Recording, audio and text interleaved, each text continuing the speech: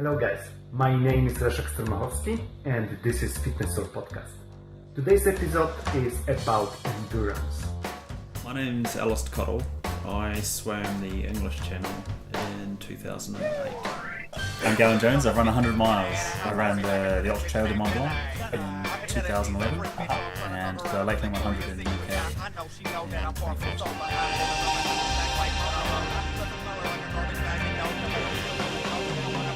Although we're both New Zealanders, we met in Australia, and that was just through friends of friends. And I met Gowyn because he lived in my flat and slept on the floor for 9 months. Yeah. And we've just been friends ever since then. So that was 2002. I moved to Yeah. And then you moved into Edinburgh to Scotland?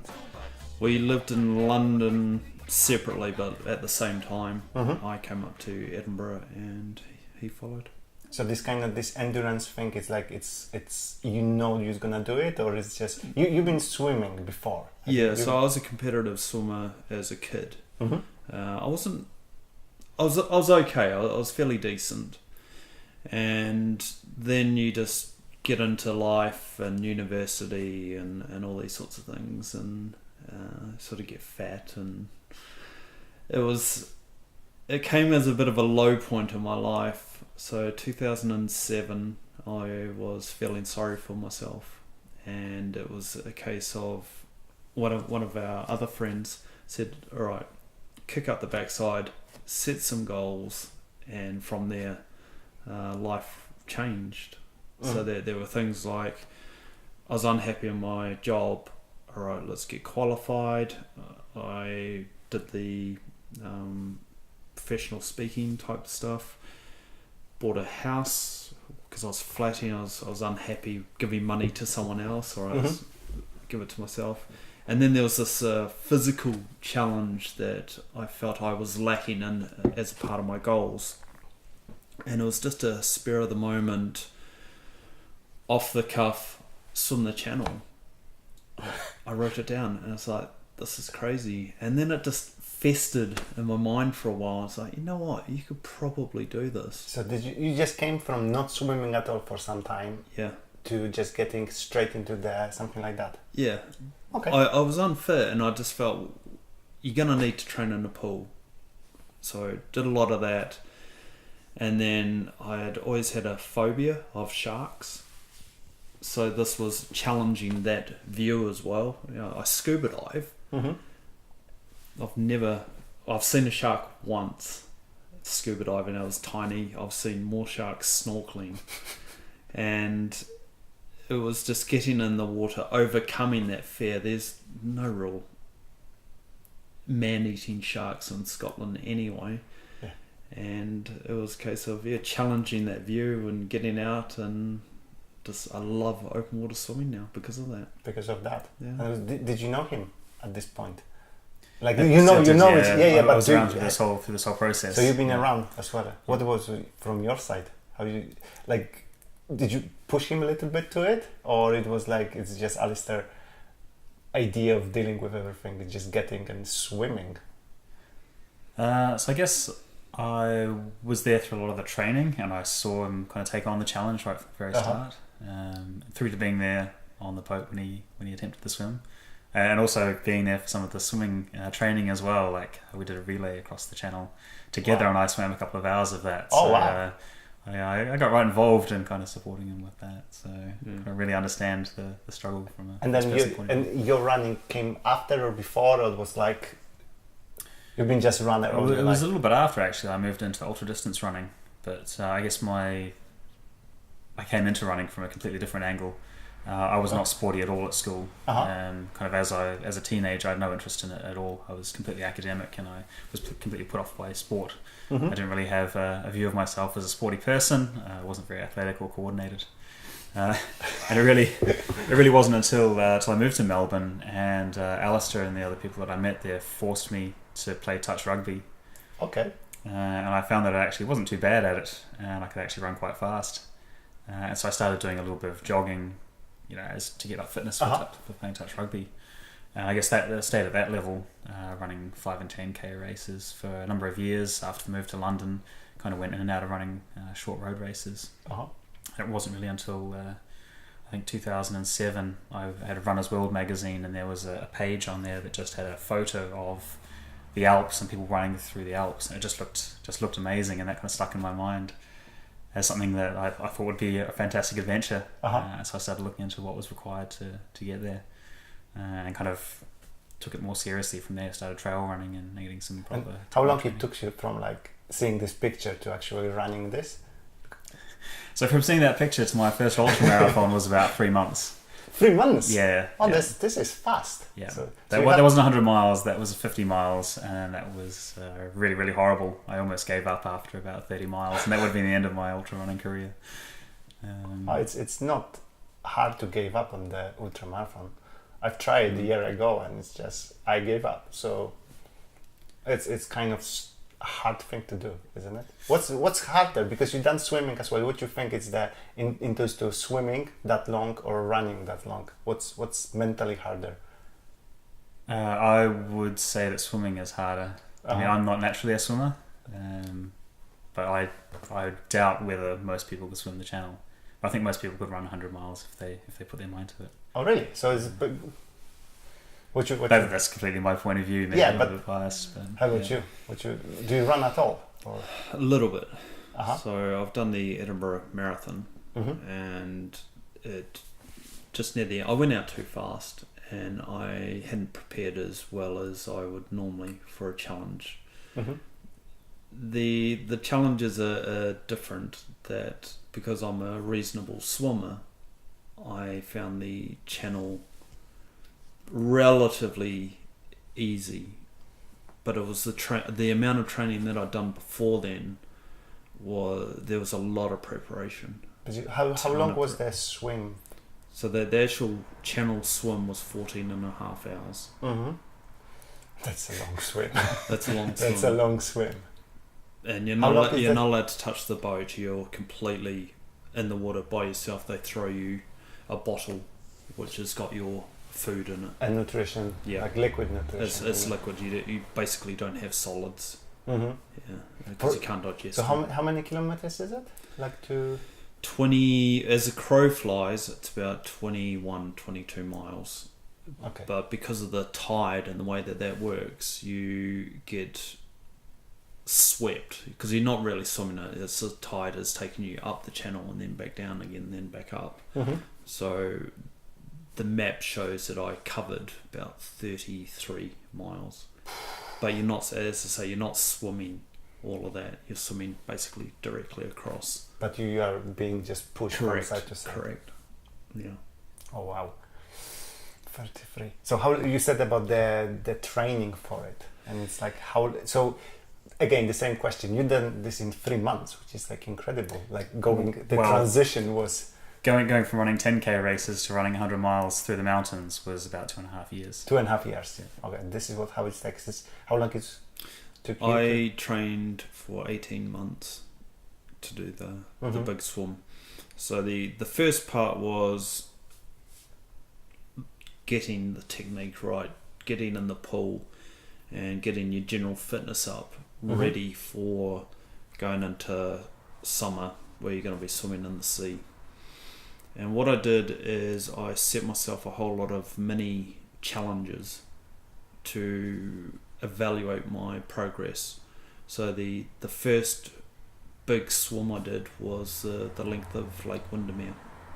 So that took me 4.5 hours.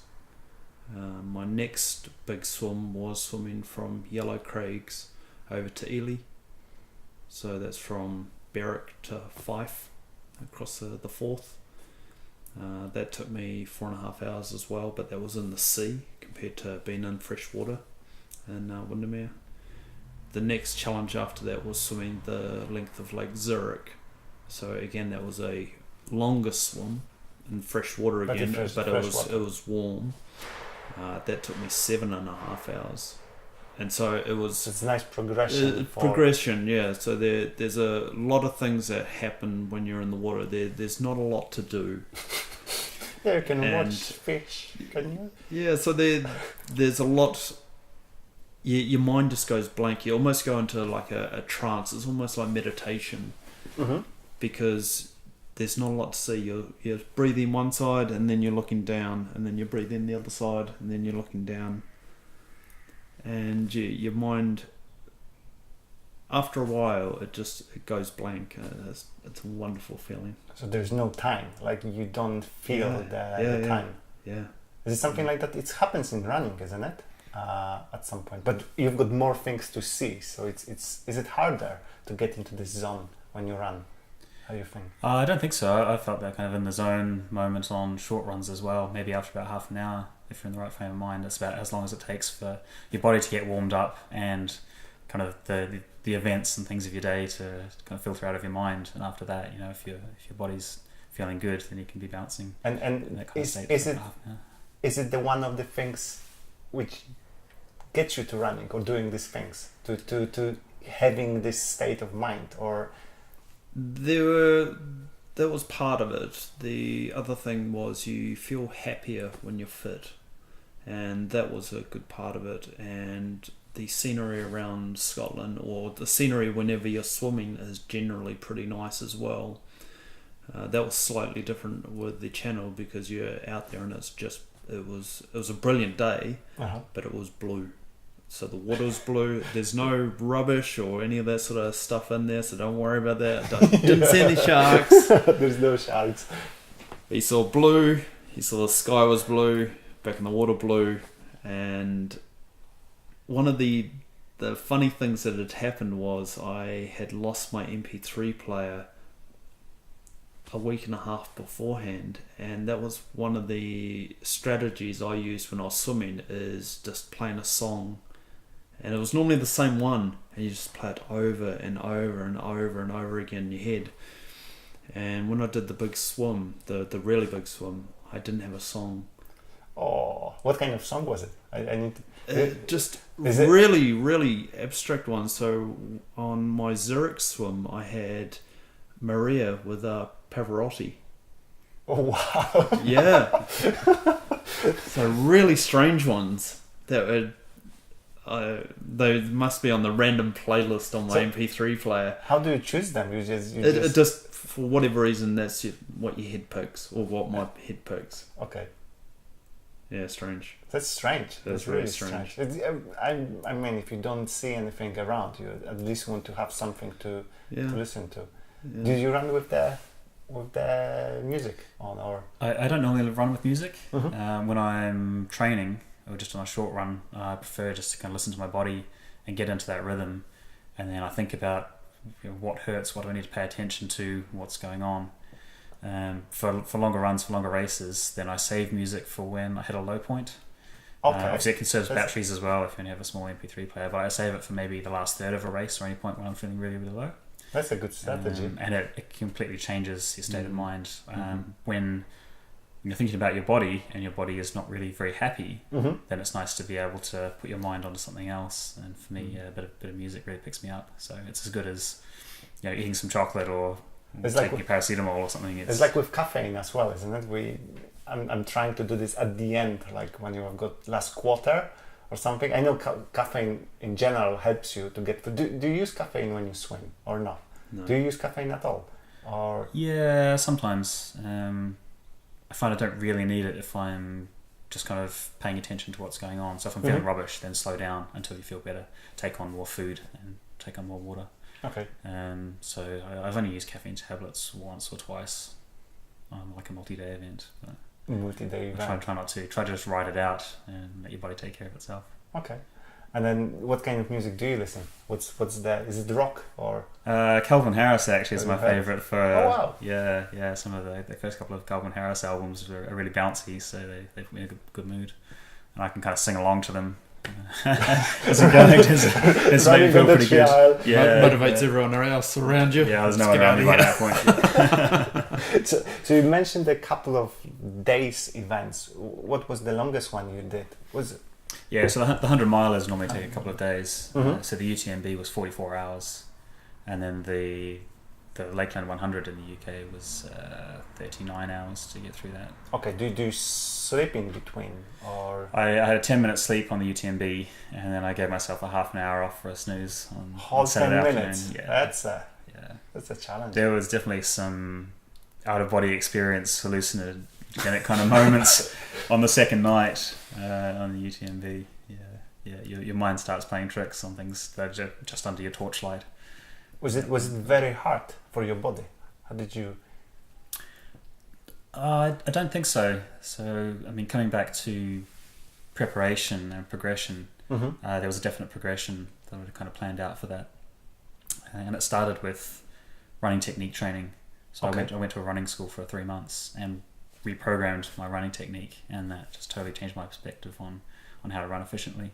And they also, because those runs were so mountainous, I focused a lot on just strength, because there's so much of the run that you're just walking up a hill and just pushing up, and then trying to run fast down. Yeah. So build a lot of strength for getting up the hill, and then you have a lot of, I guess, headroom, capability left for running down the other side with good technique. And then I built longer and longer races into that progression. So the preparation looks the same. You've got some kind of basic strength training or basic endurance. For you, was endurance mostly for the swimming, or it was endurance and it was strength. So when you're swimming in a pool is completely different to swimming in the sea.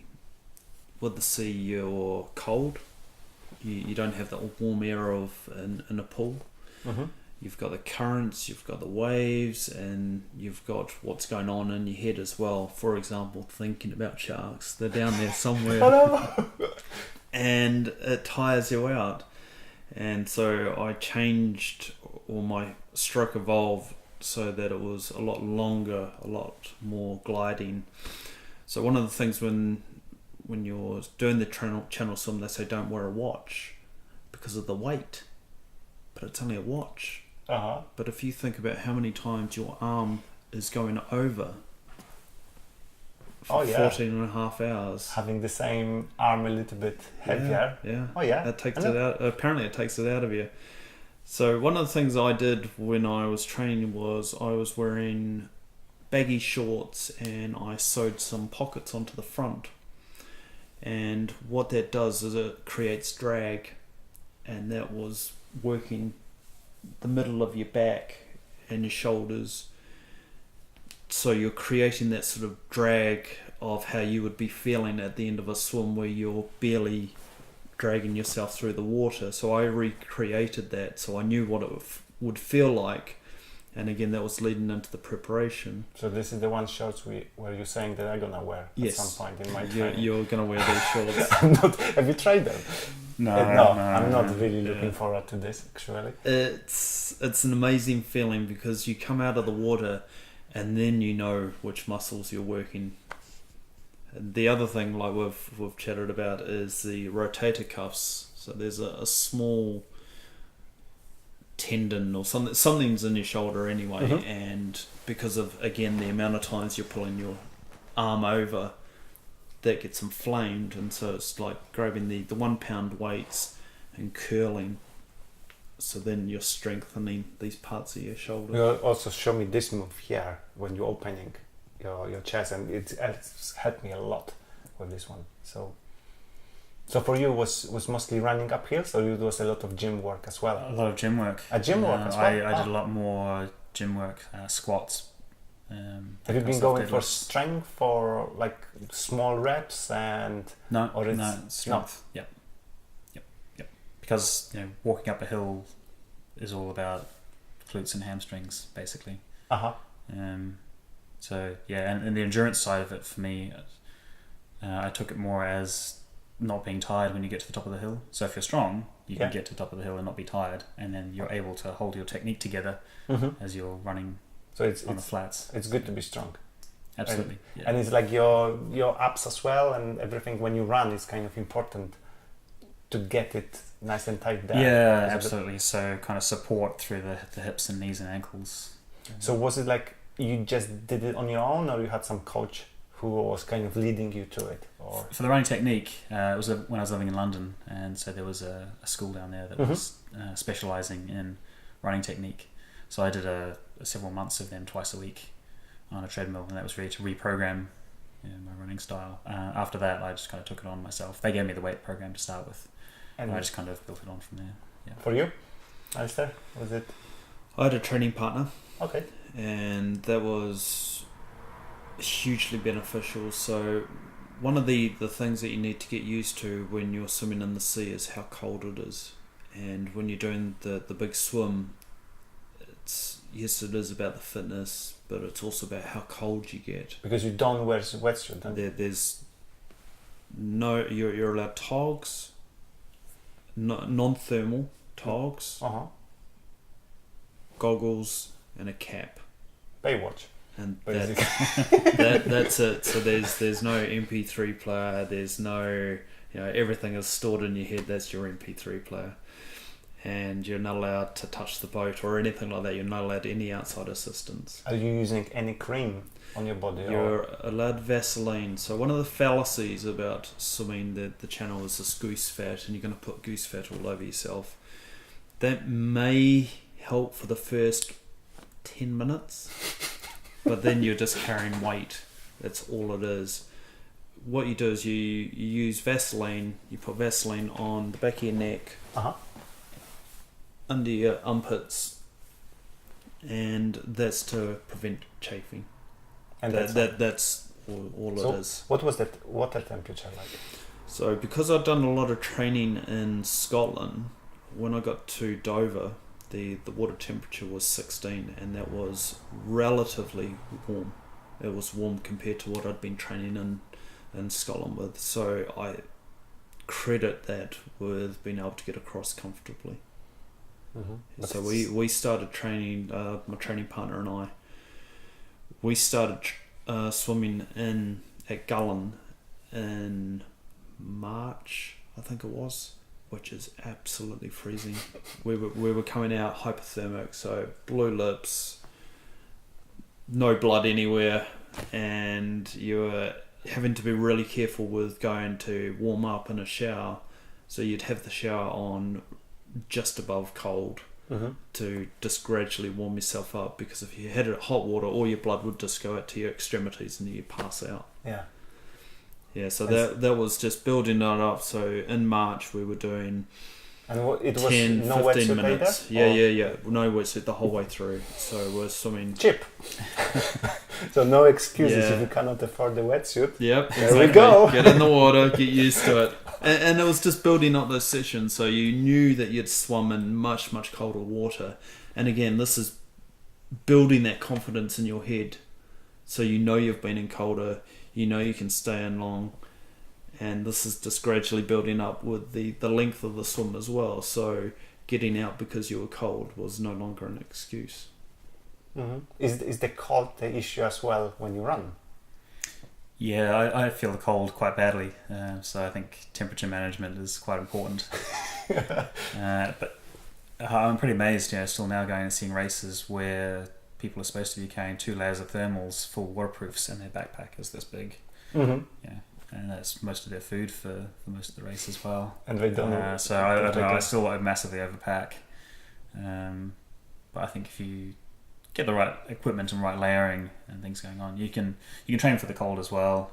Having lived in Scotland for 6 years, I've definitely acclimatized a lot more. Having seen Al acclimatizing for the swim, he was just wearing t-shirts year round, swimming with his bedroom window open through winter. And there you go, you can absolutely adapt to it. So I don't feel the cold as much now as I used to. So I think more recent runs have been more pleasant. And it stays with you, because every time we go for a swim, he's like straight in the water, and we like with Barbara, it's like, oh, it's cold, it's cold. And he's just already swimming. So it's one of the downsides of that is summer. Okay. Because you're just roasting. You get too hot, and so during the winter you're having to learn to cut the duvet. You're having cold showers, you're sleeping under a sheet. Part of the acclimatization process, so you know that you've been colder, but you know that your body can handle it as well. So then again, when you're going through those tough periods, like you do on any sort of endurance event, you know that you're prepared fully for it. Okay. And you said you've got the layers with you when you run, but like we ran recently some run in Scotland. Actually, it was the ultra marathon, which I didn't finish, but then we had so many layers on it, and those people like turn up in the shorts and it was like 10 degrees, and I was thinking, oh my god. But I think it's about how fast you run, isn't it? It's like faster you run, you don't feel the cold that much. Or if you can keep moving, that definitely helps. I suppose I'm not always running, so I'm being prepared for a time when I might have to walk for a while. And that's when the cold gets you, if you have to stop and walk. And now we see that the nutrition is you could eat, you could only drink, and during the actual swim itself, they throw you a bottle, so your feeds are once every hour for the first 3 hours, and then it drops down to once every 45 minutes, and then it goes down to once every half hour.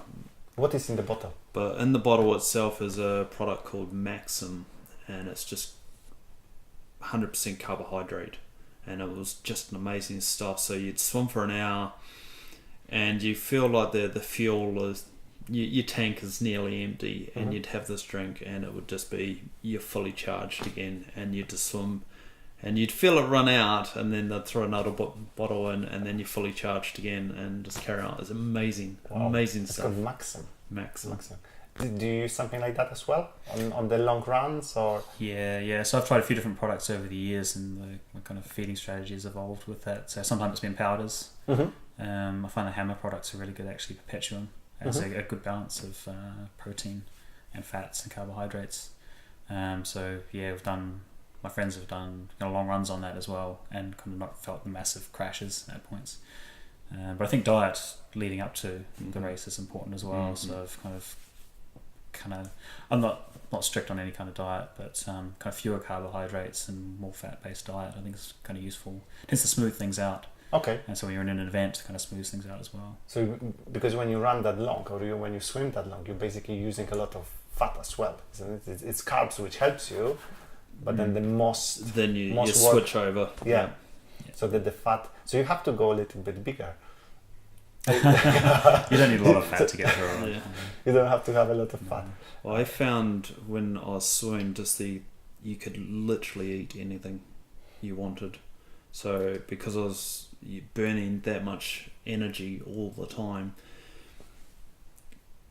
yes, you could have cakes or sausage rolls or any of that sort of rubbish, but the thing that got me through the working day was I'd buy a kilo of nuts and raisins, the mixed trail mix or something like that, and I'd go through one of those a week.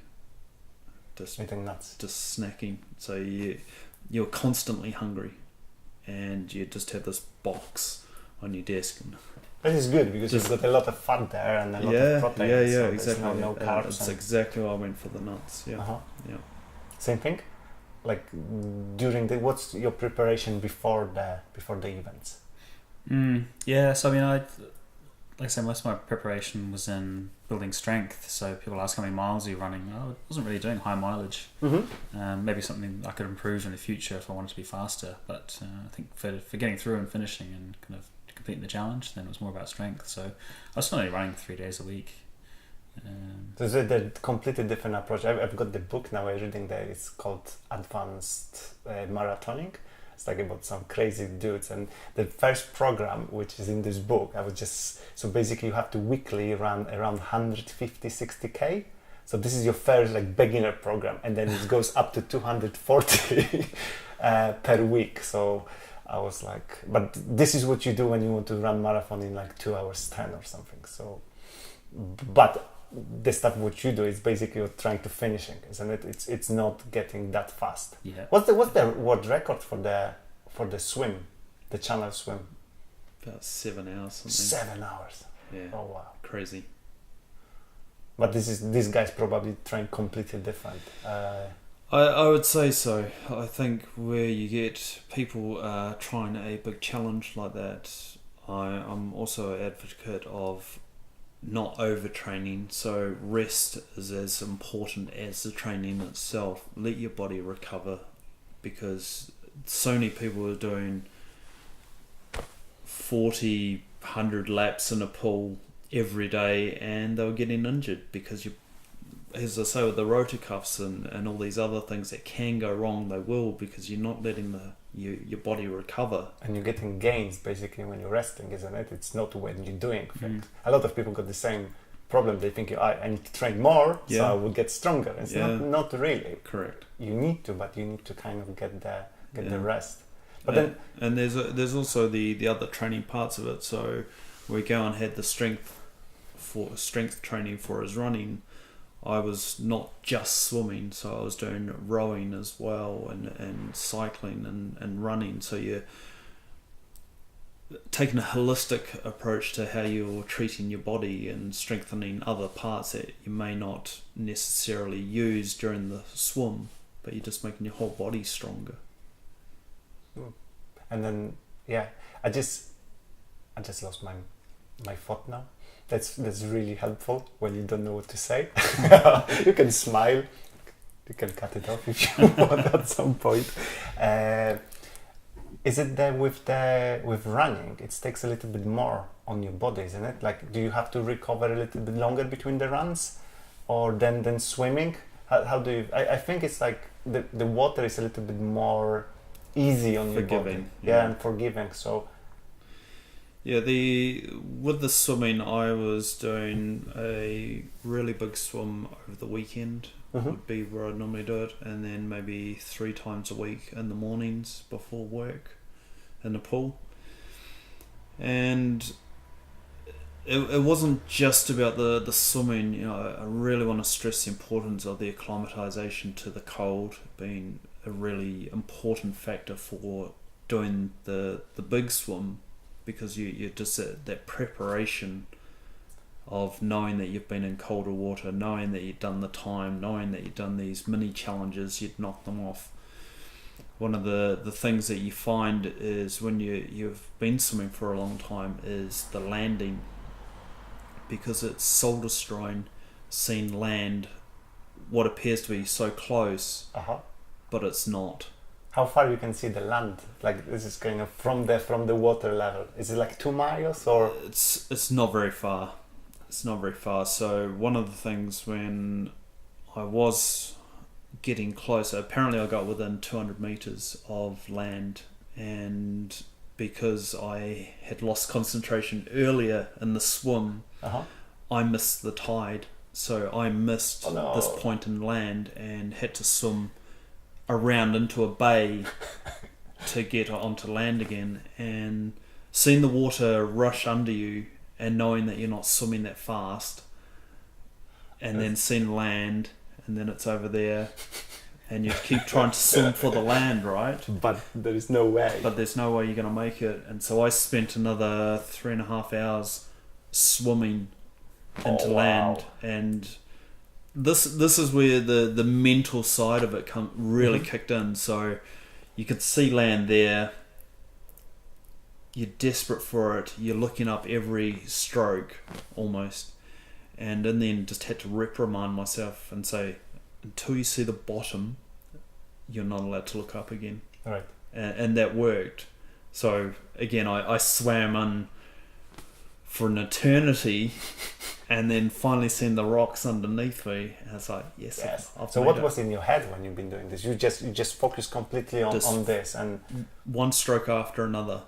And it was funny because you just had this rhythm. It was boom, boom, breath, boom, boom, breath, boom, boom, breath. And I did, it was a great song. It was a great song. 3.5 hours later, I think I know the words now.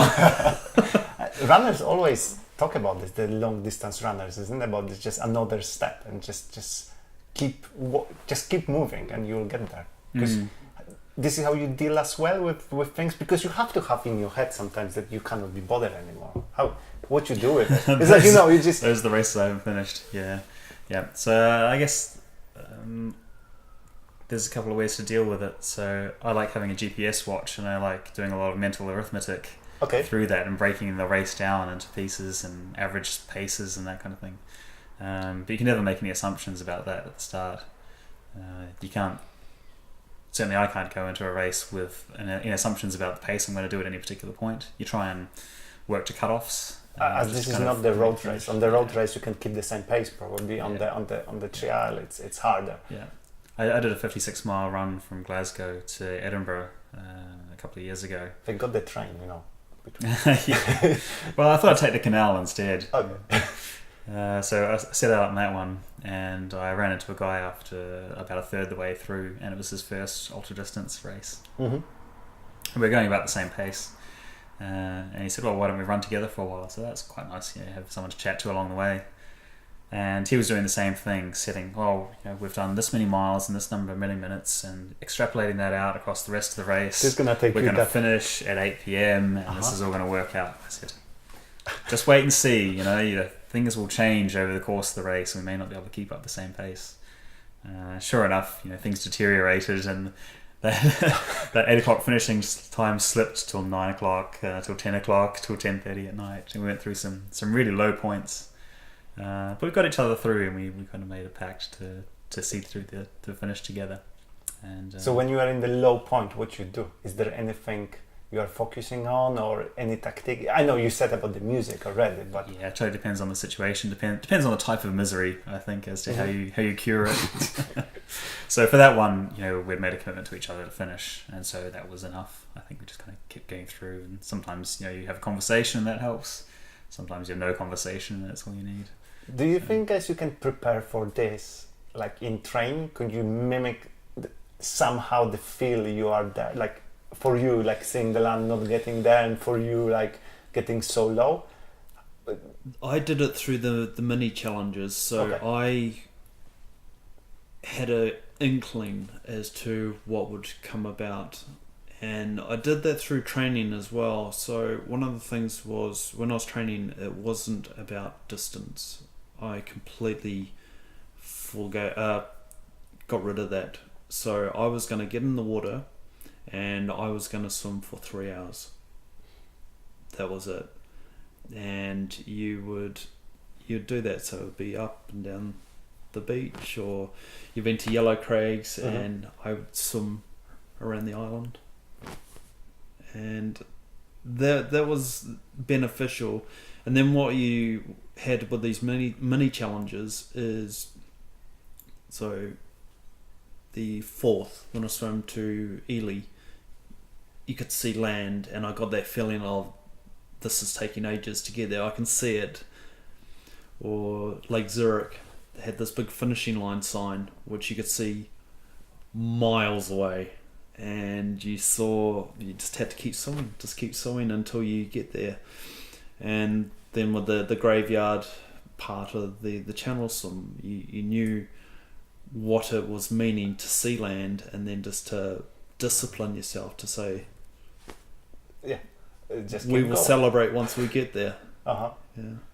And in running, you can do challenges like that as well, or? So I guess with the difficult pieces, really just comes from experience and being out there and getting through it. But the thing I enjoyed most about the runs was the whole experience, and the experiencing things that your body and your mind go through that you can't simulate outside of a long event, and just getting to that point where things start happening that you just have never experienced before, the absolute highs and the massive lows. But after a while, you know that both of them are temporary, and just enjoy the experience, enjoy being miserable, because you know that it's just something going on inside you, and it'll go away after a while. You just need to be patient. So I think that teaches a lot of patience. It's an amazing lesson for your life in general, isn't it? It is, yeah. And definitely the times after I've done a race like that, where I've really felt that I've earned the finishing line, I definitely carry that same sense through the rest of my life as well. And how do you deal? Because how do you deal after the race, when you finish the race and you haven't set up another goal? You cannot train because you're kind of resting. Do you feel low a little bit? Do you feel like kind of, I've achieved this, I've been working for this for you 18 months, I've been working this 2.5 years, I did it, and what's next? Do you setting another one, or you just... I think there's a lot of reflection. I definitely enjoy the period after the race because there's a lot of reflection. You're so focused on the goal and your routine and the training and times and distances and all that kind of thing. You're completely filling your head. What am I eating? When am I eating it? For so long, and then afterwards, there's none of that. There's a great empty space we just get to reflect on and go, "Wow, what did I learn from that? And what did I feel about it?" And so I really enjoy that. It is important to have something to go on to, but it's quite nice just to enjoy that emptiness as well. That's one of the things that makes me laugh. Really, is people find out that this is what you've done, and it's like, "Oh, what's next?" It's like, hang on, let's celebrate. Just enjoy this moment. Yeah, exactly. I get a real kick out of helping people get their goals. So when you approached us about swimming in the sea, and being able to help you swim in the sea and with your technique and stuff, and using that experience to help you. No, it was that amazing. gives me a real kick. Yeah. And I think just with the next challenge and how that all works in, I think just completing a massive challenge like that is just a huge mental barrier to overcome, and nothing is impossible then, and that is a really cool feeling. Nothing is impossible. You know, this is the quote from the Ironman, basically. Right? This is how we're using. Nothing is impossible, but it's like you've got to be careful that you don't become arrogant or overconfident. So, could I swim the channel tomorrow? No, because I haven't done the training. But you know you can do it. I know I can do it. It's a massive difference, the shift in your head that you know you can do something. Yes. And knowing that you're just doing some work to it, then you can overcome almost everything. Yeah. Because to start with is so big, the challenge is so big that you're thinking like, oh my God, I'm not going to do it. And then suddenly you can start seeing that no one can run 100 miles. Like, maybe people, no one can do it. But as you said, everyone can do it at some point if they train enough. And then, so if someone wants to start doing things like you guys, like going into endurance, you would say just do it, or maybe just join the gym and just do the machines thing for 20 minutes and go home? Because it takes so much time, isn't it? Or with swimming in open water, there's a huge amount of consideration that you need to put in. So do your research on what you're undertaking. Speak to people that have done it as well. So I gained a lot of experience from going down to these training camps in Dover. This is where they train a lot of people, and getting onto forums and stuff like this about what do you eat. There were silly things like, what happens if you need to go to the toilet? What do you do there? Okay, what you do? This is now I want to know. There's what happens if you get cramp. No. Let's go back to the toilet. What you do with it?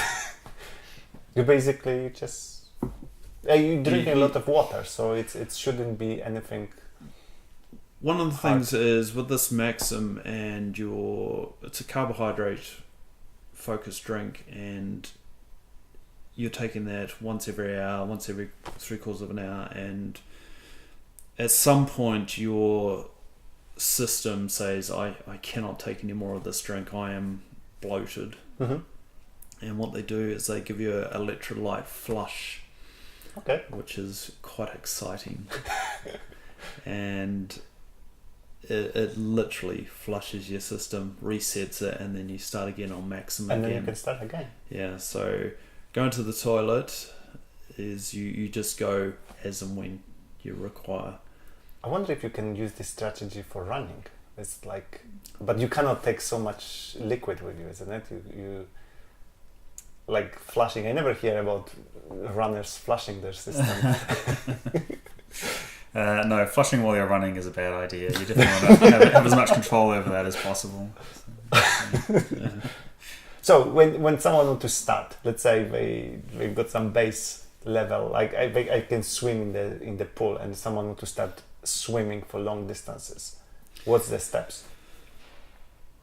Depends what sort of swim you're doing. So Uh-huh. in the sea, one of the things that one of my biggest learning experiences was having my mouth open while I was swimming in the sea, and it was after that you've got all the salt reacting with your mouth. Turn away or close your ears now if you want to hear this next bit. My tongue was completely stuffed after that, so I literally peeled my own tongue because of the salt reaction. Oh wow. It was absolutely disgusting. I can imagine. And that was a learning experience of close your mouth. When your mouth is in the water, you can open it when you want to breathe. That's So when you swim, this was keep your mouth shut. that was in the sea though. You can do that in fresh water. It's fine because it's not reacting as much.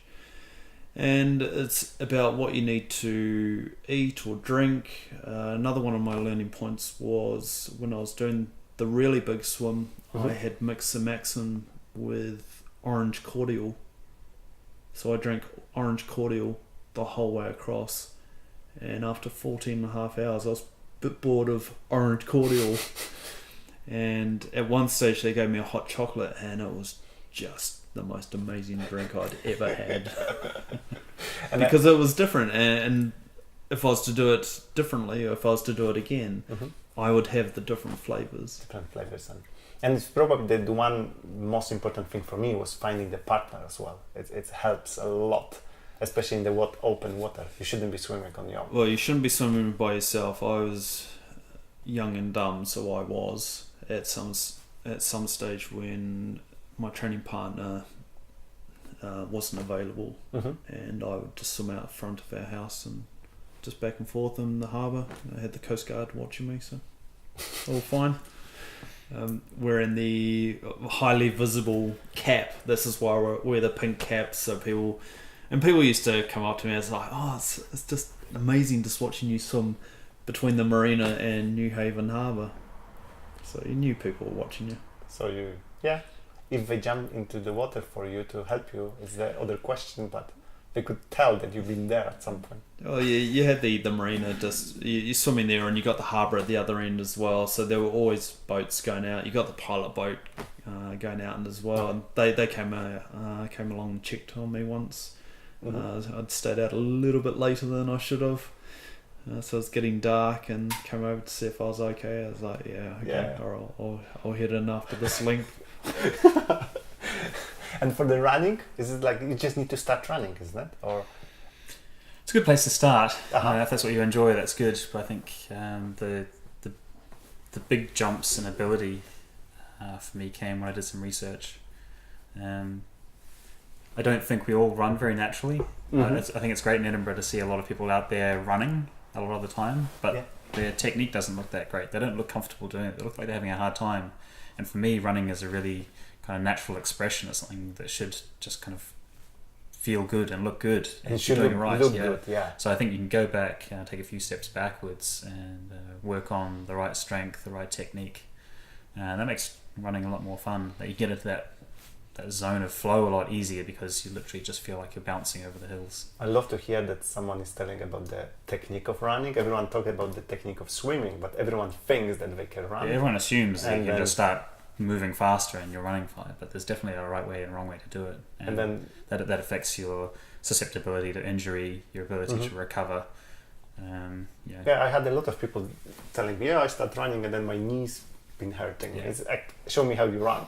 That's the way. Exactly. That's why you not can enjoy this for longer. So is it finding the club, finding the coach, or you can do this online, or what's you find the school? I had the coach, so that was the best way to do it for me. That one-on-one was definitely a bit of money up front, but it's totally changed the one I've run for the last 8 years. So I've not had any knee problems since then. I've had some injuries, but that's more to do with the patience and the slow progression. I think you can never progress too slowly. That's something I've learned.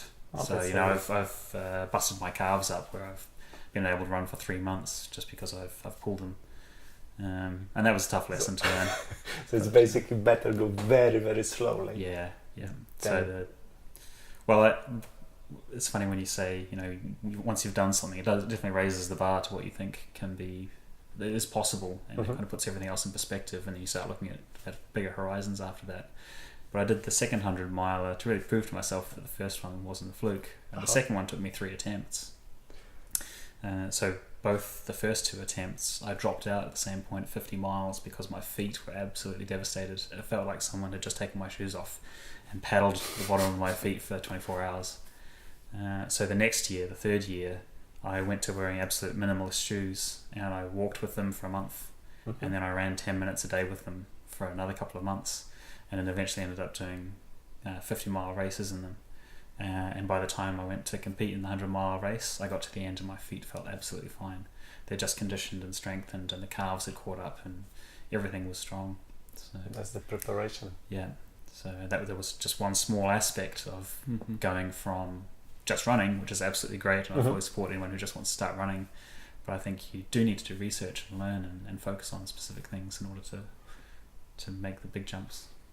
That different running style as well of doing road races compared to cross-country type races as well, and you found differences there. Yeah, I don't really run on roads. I find that it's just too punishing. Concrete is too punishing. So I'll run to work for 20 minutes and that's fine. But I absolutely prefer to run on soft surfaces, and the instability of the surface, it builds to your strength as well, builds strength in the feet and ankles, which you don't get from running on the road. So because on the road you've got the same motion, you're hitting the road exactly the same way, and then on the trail you've got so many different obstacles and stuff, so you don't need so much padding, so you're much more in contact with the ground. You can feel the ground a lot more, and if you're thinking about how you're landing on your feet, you're thinking about where the weight is, where the placement is, how you're transferring your weight from foot to foot, and then you're paying a lot more attention to things that are going well or things that aren't going so well, and you can back off when they're not going so well and let things adjust. So I think it's about being a lot more aware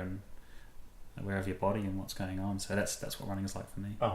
It's fascinating listening to you, because it's, when you are an athlete, when you are young, like you probably done the same amount of training than someone who is preparing for Olympics, maybe less, a little bit less, but it's you've got normal job, and on the top of that you do this, and this is your passion, and you're trying to win, which is incredible when people can get so much passion to do things like that, even we're not competing for Olympic gold or something, which is beautiful. And then all these excuses people, I need to say, we are in the fitness club, so people saying, I cannot find time for like 2 hours per week, which is for an hour, which is, I found like a little bit like, you always can find time. If you've got normal jobs, don't you?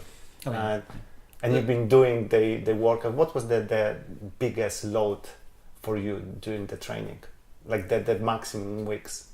How many hours would you spend? I was really careful to ensure that I had enough rest. I was very, very aware of not getting injured. So there was the training in the morning, which was an hour and a half, 3 days a week, and then maybe 3-4 hours in the sea. So that would be the most I'd do. Maybe a bit of rowing on the off days, working on different parts. But we're still talking about around 10 hours, isn't it? Yeah. But the thing is it all comes down to motivation and what price are you prepared to pay. And if you're not prepared to pay 2 hours a week, then you're not very motivated. Yeah, okay. That's a good way I think of it. So I guess depending on how busy I am, my goals are different now, but I guess back then I was running a lot. But I'd be in the gym 3 or 4 days a week, I guess, and maybe running 3 or 4 days a week. Not necessarily long runs, but short ones, and then events at weekends. But I'm quite active anyway, so I find that if I don't exercise every couple of days, I start feeling miserable, and I go through a week, I just kind of start hitting real low points, and then I come back to running, and I think, why did I not find the time to run? Yeah.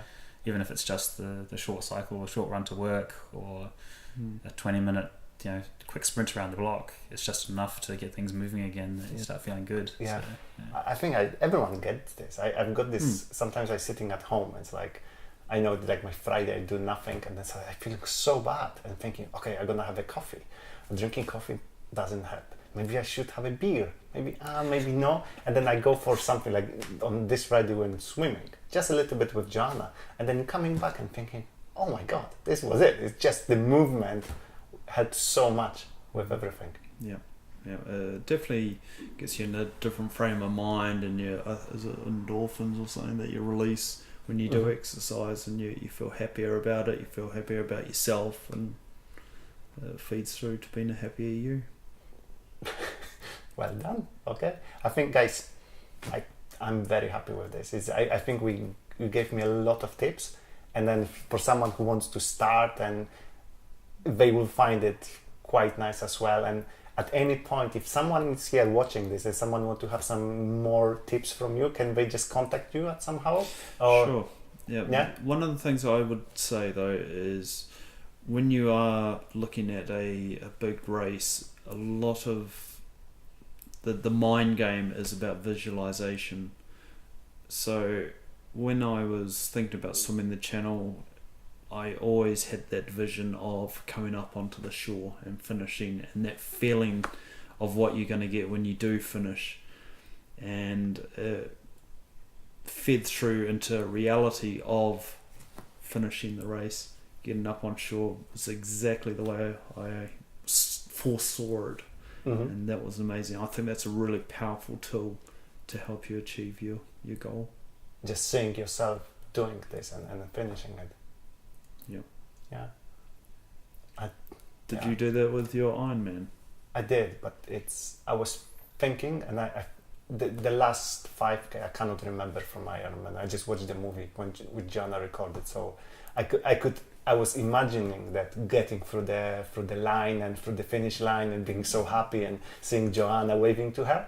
But in reality, I just went through it, and I was in total zone. So I went through it, and Joanna was shouting and yeah, and I couldn't see her. She was like that close, and I just ran by her. Honestly, I don't know what's happened. And then on the video, she's actually recording like that. So I'm just passing here, and she's recording me, and then I didn't stop. I didn't give her a kiss. This is what I was imagining in my head. Just this is gonna be like that. And nothing of this happened, but it did help me a lot. Yeah, it did help me a lot. The visualizations during training though of finishing the marathon and then I think it's so important. Like I need to have a goal to get motivated. I like training, I like doing things, but I never get into the place where I start. When you train without the goal, you do things, you feel better, but you cannot see any progress. And the most important part for me was, I was telling this to Gianna, that before the Ironman I was already happy with all this progress. So even the Ironman went good. If I don't know, something happened to my bike, I wouldn't be devastated, because I know I'd done all this work, and this got me a lot of happiness that I could get through it. Yeah, I found the training the best part of the challenge. So all these mini challenges that you had, and all this training that you'd put in, and just where I was at that stage, knowing that I was absolutely completely prepared for doing it. The challenge itself, It's the same kind of thinking, and then you did it, and then that's it. If not this time, I will do it next time. I know what it takes to get there. So that's why I'm trying to get everyone to have some goal. Whatever it's, I don't know, running 5K, or running for you it's 200K or Spartathlon. I'm just sending something to your head now. You never know. Rowing is the next one. Rowing is next one. Yeah. So what's the challenge with rowing? Transatlantic row. Ooh, is it like solo row, or I've got a partner for that. So, yeah. But it's one boat or two boats? One boat. One boat. Yeah, 2 rowers. Yeah. Wow, is it like open thing or? Yeah, there's a small cabin at the back of the boat. You can take turns sleeping, but it's largely an open boat, with 2 rowing positions. Oh wow! That's 3 years away. So 3 weeks from now. Do you got the boat already, or? The boat is... No, it'll be 2 years, I think, before we buy the boat. But preparing the body and the mind needs to start happening. So Wow. it's going to be a very holistic approach to building the strength and stamina for that one. That's going to be a huge one. How long it's going to take? Like, do you need roughly... Between 2 and 3 months. Of every day. You're going to hate your partner at some point. Like he's already there.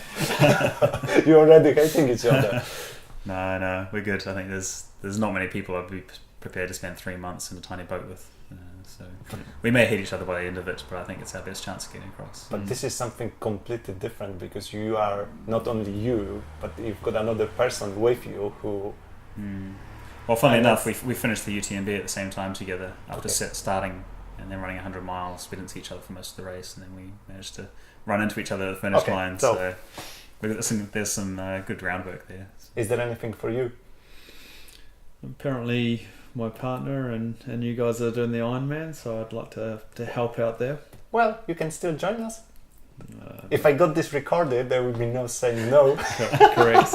I'm not going to confirm nor deny I'm entering. But you've been interested in it. Like I can see there is something there that you want to do it, but you know it's going to happen. This question would happen. People ask me, say, you've run 100 miles, you've done an Ironman. Well, not really, because it's on a road, but it's something I'd like to tick off. You know, I've done short triathlons before, and they're a lot of fun. But I've seen other people do Ironmans, and I know the kind of commitment required to get through it. So, yeah, something I'd definitely like to do at some point. And it comes back to that motivation. Are you motivated to want to do that as a goal, as an event? I'm not there yet. You still want to make it fun of it. This is the difference between us and pros. The pros has to do. This is their job. Yeah. And for us, it needs to be something that you want to do. Yeah. If you don't want to do it, going through this training would be like... No, you wouldn't go through this training if it's something you're not enjoying. Yeah. Because you've got this... I don't know how you get, but every so often you've got this low day again that you're thinking, I cannot be bothered. But then if you're looking at the goal thinking, okay, just do a little bit and... Yeah. So for me, like it was always with swimming like that. I was playing this mental game with me, trying to. When I was waking up in the morning, I knew I need to go to swim. I said I cannot go to swim, but I was telling myself I'm gonna pack my bag and I'm gonna go to the swimming pool and I will take the shower. If I still not feeling like swimming, I would just go home. And I got turned down for swimming this afternoon. Yeah, I know. It's all about the motivation. It's all about motivation. Now I need to improve my running more than swimming, so I need to kind of balance my strength, and then you can only do as much as you know. So, right, guys, it was a pleasure. Thank you very much. Yeah, and we should do this again at some point after maybe finishing Ironman together.